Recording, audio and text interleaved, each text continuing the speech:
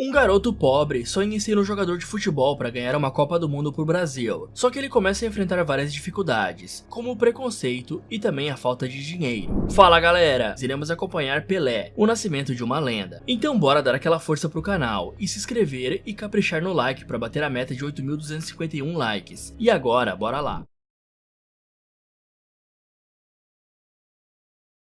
Começamos no ano de 1950, quando estava acontecendo a quarta Copa do Mundo. E aí conhecemos um garoto apelidado de Dico, que trabalhava engraxando sapatos. Só que logo ele é chamado por seus amigos e abandona o serviço para jogar futebol. E dá pra ver que essas crianças são bem pobres, pois estão jogando com uma bola improvisada com trapos. Após isso, Dico e seu irmão Zoca chegam em casa sujos por causa da partida. E aí o caçula entrega que eles estavam jogando futebol. E a mãe dos dois fica bem zangada, pois ela vê o futebol com maus olhos, já que o Brasil não tinha ganhado nenhuma Copa até então. Mais tarde, Dico sobe no telhado de um bar para ouvir o jogo da final da Copa. Só que logo a partida acaba e o Uruguai ganha do Brasil por 2-1. E aí Dico fica triste com o resultado e começa a chorar. Após isso, ele vê que seu pai está saindo do bar com lágrimas no rosto e por isso promete que ganhará a Copa para o Brasil um dia. Mas o pai do garoto está bem desanimado com o esporte e aconselha Dico a estudar e esquecer o futebol. No dia seguinte, Dico está trabalhando com sua mãe, que é uma empregada doméstica. E aí ela pede pro garoto terminar de limpar o chão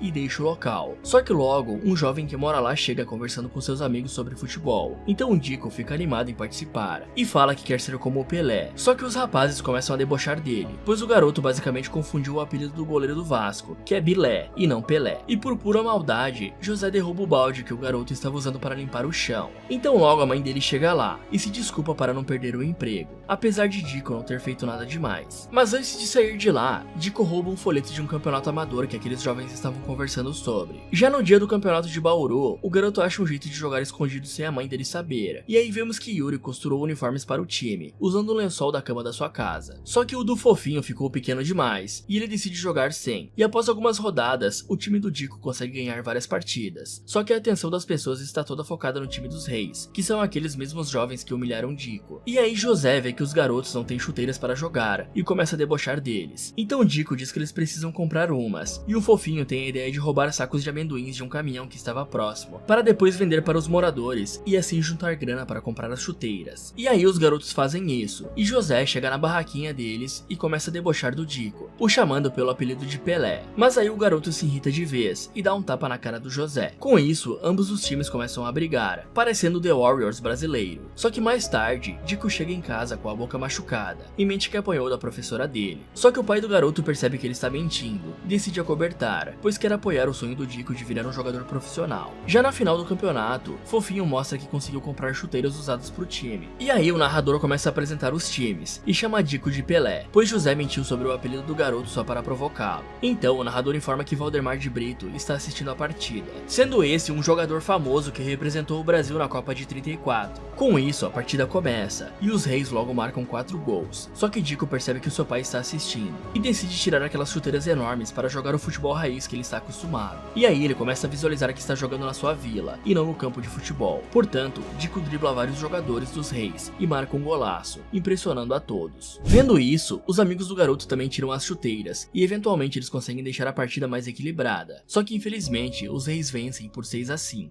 Mas o lado bom é que o pessoal da plateia começa a aplaudir e a chamar pelo nome de Pelé. E aí o Valdemar de Brito entrega um cartão pro pai do garoto. Mas Pelé acaba não vendo isso, pois logo os caras que foram roubados chegam no campo e começam a perseguir os garotos, que correm para a floresta e acabam se separando. Só que Thiago acaba caindo e torcendo o tornozelo, e por isso ele e Pelé ficam para trás e se escondem em um buraco. Porém, a chuva começa a se intensificar e causa um deslizamento de terra no local. E aí Thiago fica preso no buraco por conta do tornozelo machucado. Então os caras que foram roubados escutam os gritos de Pelé e correm para desenterrar Thiago, mas infelizmente já era tarde demais. Após isso, o garoto conta tudo para sua mãe e começa a se culpar pela morte do Thiago, pois ele que deu a ideia de comprar as chuteiras, e por isso acabaram se envolvendo com um roubo. Com isso, os pais do garoto decidem guardar aquele cartão que Valdemar de Brito deu para eles. E aí Pelé desiste de jogar futebol e começa começa a ir trabalhar com seu pai, fazendo faxinas em um hospital. Só que com o passar dos dias, o cara percebe que Pelé está bem triste e começa a incentivá-lo a jogar novamente, usando uma manga como bola para fazer embaixadinhas. E aí Pelé acaba recobrando aquele amor que tinha pelo futebol, que foi apagado pela morte do seu amigo. Com isso, alguns anos se passam e vemos que Pelé não parou de treinar desde então. Ele até ganhou uma nova irmãzinha chamada Maria. Só que Celeste acaba vendo a felicidade do seu filho ao usar aquelas mangas como bola de futebol, e por isso ela muda de ideia e liga para o Valdemar de Brito, que sempre quis recrutar o jovem. Então o ex-jogador chega na casa da família e chama Pelé para fazer um teste para o time juvenil do Santos. E aí o jovem de apenas 15 anos fica inseguro sobre se separar da sua família, mas ele acaba aceitando, pois quer dar uma vida melhor para os seus pais e irmãos. Já no Santos, Pelé está fazendo o teste e o técnico lhe xinga e diz que ele está fazendo macaquices com a bola, sendo bem preconceituoso com o jovem. No entanto, logo os resultados saem e Pelé acaba entrando. E aí eu acredito que o Valdemar tenha dado uma mãozinha para ajudá-lo. Só que com o passar do tempo, o jovem acaba desempenhando mal, pois ele era bem pobre e por isso não estava acostumado a jogar futebol profissional, que envolve chuteiras, um gramado enorme e uma bola que não é feita de trapo. Por isso, o jovem tenta desistir e sai escondido do dormitório durante a noite. Mas Valdemar estava trabalhando até tarde e viu isso. Então ele segue Pelé até a estação de trem e pergunta o que aconteceu. E aí o jovem diz que o técnico não gosta dele, explicando que o cara chamou o estilo dele de animalesco, só por causa dos chapéus e outras manobras que o Pelé faz com a bola. Com isso, Valdemar conta que os escravizados do século XVI inventaram a capoeira para conseguirem se defender dos portugueses. Só que alguns anos depois, a escravidão foi abolida do Brasil, e por isso esses negros e africanos começaram a usar o gingado da capoeira no futebol, para fazer essas manobras legais com a bola. E agora, sabendo disso, Pelé fica orgulhoso dos seus antepassados e decide continuar jogando no Santos. E após alguns dias, Santos e Cubatão estão se enfrentando em uma partida. Só que o time de Pelé está levando uma goleada. Então ele se lembra dos treinamentos que teve com seu pai e faz um golaço de bicicleta que impressiona até mesmo o técnico. E aí o jovem ganha mais liberdade para jogar do seu jeito e vence vários jogos para o time juvenil do Santos. Só que logo Pelé começa a chamar a atenção dos olheiros e por isso é promovido ao time principal. Então ele começa a ganhar um salário legal e faz uma visita para sua família, comprando um fogão novo para sua mãe e um radinho para o pai dele escutar os jogos de futebol. E aí o dia da convocação para a Copa de 58 chega e Pelé descobre que jogará para a seleção. Entretanto, o garoto só tem 16 anos e fica com medo de desapontar os brasileiros. Mais tarde, Pelé se reencontra com seu amigo Yuri e o garoto explica que o fofinho pegou um ano de cadeia, pois eles ainda continuam roubando lojas e outras coisas. Yuri também costurou um uniforme escrito Pelé atrás, o que faz com que Dico comece a aceitar mais esse apelido que o José deu pra ele. Após isso, o dia do Pelé viajar pro Rio de Janeiro chega e o pai do garoto dá um belo conselho pra ele, contando que já jogou profissionalmente também e que acabou falhando nessa carreira por não ter fé o suficiente no estilo que os antepassados deles criaram. Já no Rio, o jovem conhece o Garrincha e o Vavá, só que logo eles começam a conversar sobre a escalação e Pelé descobre que será um reserva. E como desgraça pouco é bobagem, vemos que convocaram José também, que não perde tempo e começa a falar mal do estilo do Pelé para a mídia, pois José é um titular e acha que seu estilo de jogar baseado nos europeus é superior. Após isso, o técnico da seleção ordena que o garoto corte o Black Power, e além disso ainda lhe proíbe de jogar ao estilo brasileiro, pois basicamente as pessoas ficaram ressentidas após a seleção perder a final da Copa de 50, e por isso o técnico quer imitar aquele estilo europeu, para ver se dessa vez o Brasil vence uma Copa do Mundo. Já no dia seguinte, a seleção começa a treinar para a Copa, e Pelé decide continuar jogando da mesma forma que o pai dele tinha ensinado, só que o jovem acaba lesionando o joelho assim que toca na bola, e aí o médico analisa a lesão e informa que Pelé só poderá jogar na próxima temporada, ou seja, nada de Copa do Mundo. Então o rádio é ligado e todos começam a ouvir a mídia falando mal da seleção brasileira. E eu sei que isso pode soar estranho pra vocês, mas naquela época o Brasil ainda não tinha ganhado nenhuma Copa, e por isso o nosso futebol não era tão respeitado assim. Após algumas semanas, a Copa do Mundo começa, e Pelé ainda está com o joelho zoado, então ele fica acompanhando os jogos pela TV, e vemos o narrador dizendo que o Brasil é uma grande zebra. Mas apesar disso, a seleção consegue vencer os 2 primeiros jogos. Então Pelé começa a receber um tratamento especial de um amigo, que consiste em fazer chá com ervas que os povos africanos usavam, e com isso, o joelho do garoto dá uma melhorada. Só que o maior problema é que José e mais 2 titulares se machucaram jogando essa última partida contra a Inglaterra, e sem escolhas, o técnico é forçado a colocar Pelé para jogar. Mesmo que o joelho do jovem não esteja 100%. E aí a partida contra a União Soviética chega, e as pessoas da plateia começam a zoar Pelé, pois ele é bem menor que os demais jogadores. Então o juiz apita e a partida inicia, e aí Garrincha e Vavá marcam um gol para a seleção. Só que Pelé está sendo feito de boneco de pano pelos russos, que são bem mais fortes fisicamente. Mas no fim a seleção consegue vencer, e em seguida enfrenta a França nas semifinais. Só que nós acabamos tomando um gol no primeiro tempo, e por isso Pelé espera o intervalo para dizer que José deve jogar no lugar dele. Mas José desabafa e fala que sempre quis jogar como os europeus, mas explica que mudou de ideia após ver Pelé jogando, pois percebeu que o estilo brasileiro é único, e que não adianta tentar mudar, já que isso é parte de quem nós somos. E aí o segundo tempo começa, e o jovem segue o conselho de José, matando a bola no peito e driblando 3 franceses simultaneamente para fazer um golaço de voleio. E após alguns minutos, Pelé marca mais 2 gols, e o Brasil se classifica para a final. Então, o time fica se preparando durante vários dias para enfrentar a Suécia, e aí o dia da coletiva de imprensa chega, e o treinador sueco começa a esculachar os jogadores brasileiros, falando que o Garrincha nasceu com uma perna maior que a outra, sendo que nessa época tiravam o Brasil pra nada, e a maioria das pessoas acreditava que a Suécia iria passar o carro na seleção brasileira. Já no dia seguinte, Pelé percebe que a moral da seleção está baixa, e tenta propor um joguinho para animar, mas Garrincha e Zito meio que falam pro Pelé não torrar a paciência, só que José decide apoiá-lo, e diz que isso pode ser uma boa, e por isso todos acabam topando. Então eles começam a fazer várias manobras com a bola pelo hotel, derrubando inclusive o açucareiro desse senhor que eu não sei o nome. Com isso, o treinador vê de longe todos os jogadores se divertindo e marca uma reunião com eles, explicando que cometeu um erro em tentar fazer os jogadores imitarem os países europeus, pois nós temos o nosso próprio estilo de jogar, e por isso devemos ser conhecidos por ele, independente de vitória ou derrota. Já no dia da partida, ficamos sabendo que o Brasil terá que usar um uniforme azul, pois a Suécia optou por usar um amarelo nessa final. Enquanto isso, vemos que Valdemar de Brito, o Fofinho e a família do Pelé estão acompanhando o jogo pelo rádio e pela TV. Já no estádio, o juiz apita e a partida inicia. Só que logo Pelé começa a tomar vários empurrões e faltas, porém o juiz faz vista grossa e ignora isso. E aí, aos 4 minutos de jogo, a Suécia consegue marcar um gol, o que deixa os brasileiros bem desanimados. Mas Pelé está decidido a não deixar o resultado da Copa de 50 se repetir, e por isso ele acaba com a defesa da Suécia, e assim consegue marcar o primeiro gol para o Brasil. E após alguns minutos, Garrincha consegue entrar na área da Suécia e passa para Vavá, que marca um gol com um carrinho. Com isso, os comentaristas começam a exaltar a maneira dos brasileiros jogarem, e logo em seguida, Pelé marca mais um gol e Zagallo marca outro, deixando a seleção com uma grande vantagem no placar. Enquanto isso, a mãe do Pelé dá o braço a torcer e decide ir ao bar para acompanhar o restante do jogo, pois como sabemos ela não curtiu o esporte. De volta ao campo, Didi passa para Pelé, que marca um gol de cabeça e vence a Copa para o Brasil, com um placar de 5-2. E por fim, a seleção e o povo brasileiro começam a comemorar bastante, e o filme acaba com imagens reais da Copa. E de fundo, o Pelé verdadeiro conta a sensação que sentiu nesse dia,